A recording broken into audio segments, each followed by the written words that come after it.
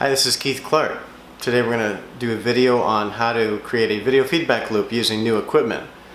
It was most famously used by Claus Schreiber in the early 1980s, I believe. And since then our technology has changed. They used to use old CRT televisions, and today we're going to try to show you how to use a digital camcorder and a television. So let's begin.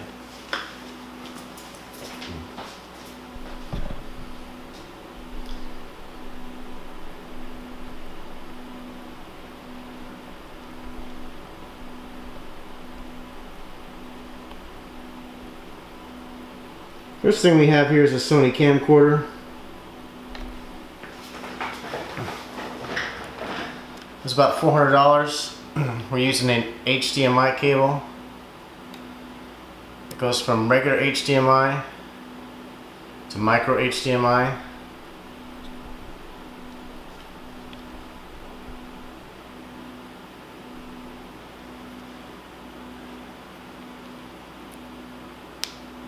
I'm going to go ahead and plug it in.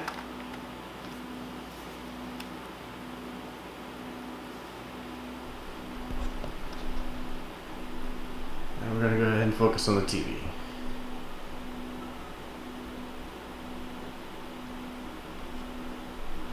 Turn the autofocus off so I don't get stuck with that.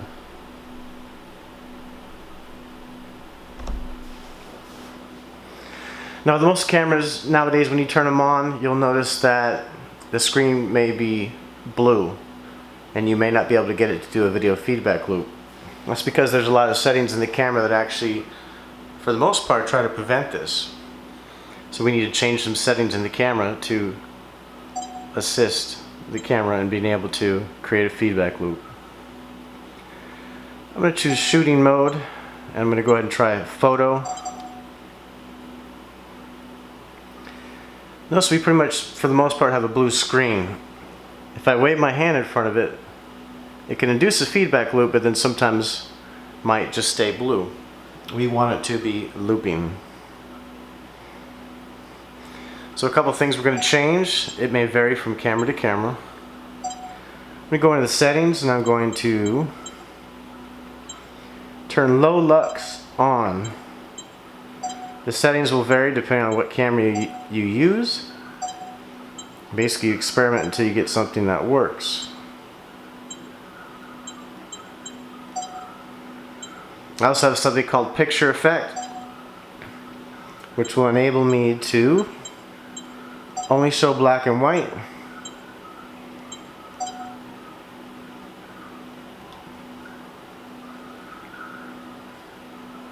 Which is something I prefer. In this case, what it's doing, it's converting all the red colors to black and white. Let's see how it looks now.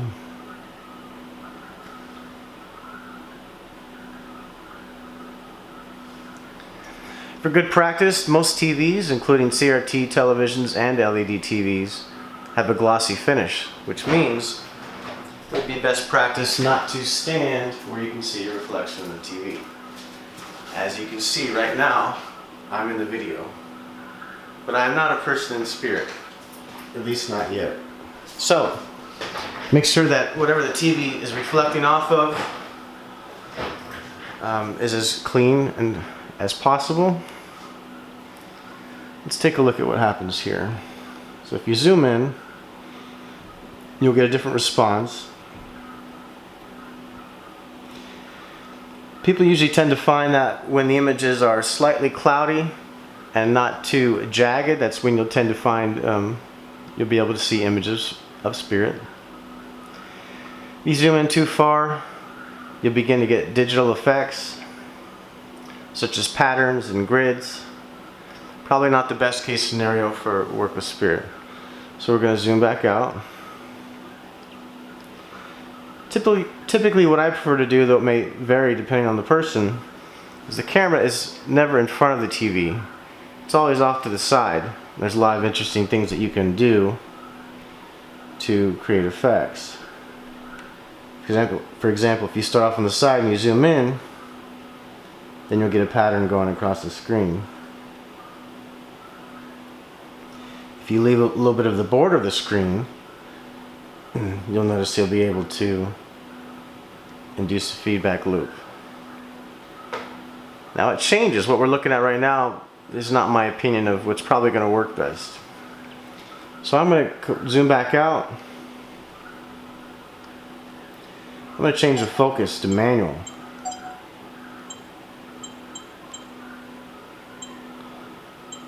If you have other things like steady shot and other types of settings, you might want to turn those off. Basically turn off anything that's intelligent.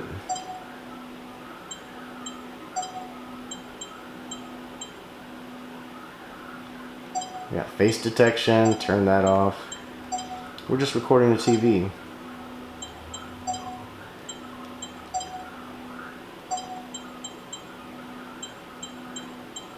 So you set to black and white.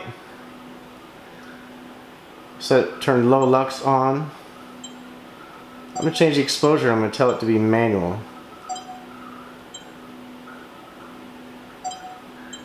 This means the camera won't be working hard to adjust the picture that it sees. Only thing is, it's got this ugly little button on the screen, which is not something I prefer. Let's see if it looks any different in movie mode once the items go away, and we're left with the same thing. So for this particular camera, turning off the focus from auto to manual is probably not the best idea. So we're just going to leave it. This camera's a little picky. Notice I have items on the screen that I don't care for or want. They don't make camcorders like they used to. So I'm going to turn it off, turn it back on, plug it back in, and see if I can get it to where there are no items on the screen. Some cameras will actually change over a period of time. So if we continue to work with it,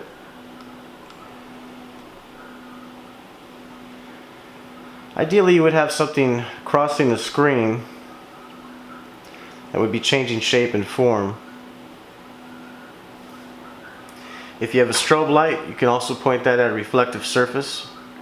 Notice also when I turn off the lights in the room, it destroys the picture completely. Well, it usually does. I guess in this case that did not work. So basically experiment and see what works best for you. If you can record on the device that you're pointing at the TV, or you can record from another device. If you use the camcorder or whatever it is you're pointing at the TV, you might not get the full picture.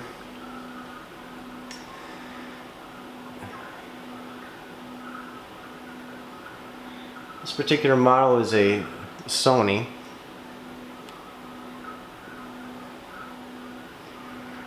And basically you would continue to adjust it until you take pictures and you find a point at which you think it works for you.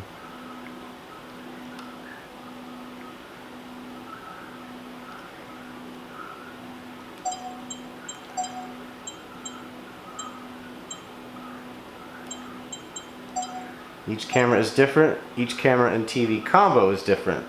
No two are going to be the same. So experiment and see what works for you. I prefer it when it looks a little bit cloudy and tends to move. You'll notice once you have the feedback loop started, if you kind of follow the rhythm, which is hard for me to do, at least without dance music, then you may be able to get it to fluctuate different ways. Sometimes once you get it started, it will continue on its own. Now, typical video used to record at 30 frames a second in the United States, and people would record and they would go frame by frame. That's 30 pictures a second. If you record for 5 minutes, then you have a long time reviewing video. I prefer to actually take pictures with another camera. If you have something that takes maybe 5 frames a second, then it may be easier work for you. That's it for today. That's how to create a video feedback loop. Thank you.